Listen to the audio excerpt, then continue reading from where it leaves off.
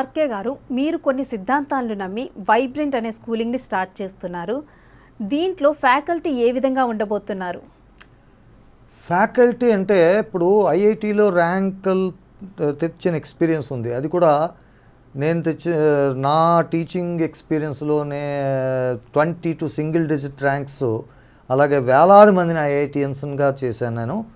So ఈ రకమైన experience ఉన్న టీచర్స్ ఇండియాలో ఉన్నారో లేదో కూడా నాకు తెలీదు.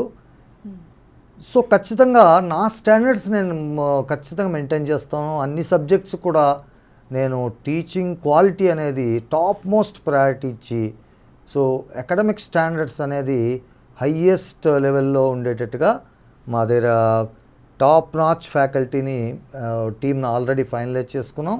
సో ఎక్కడా కూడా ఏ రకమైన అకాడమిక్ అఫైర్స్లో ఒక చిన్న పాయింట్ అనేది కూడా లోపం అనేది లేకుండా మేము నడపదలుచుకున్నాం.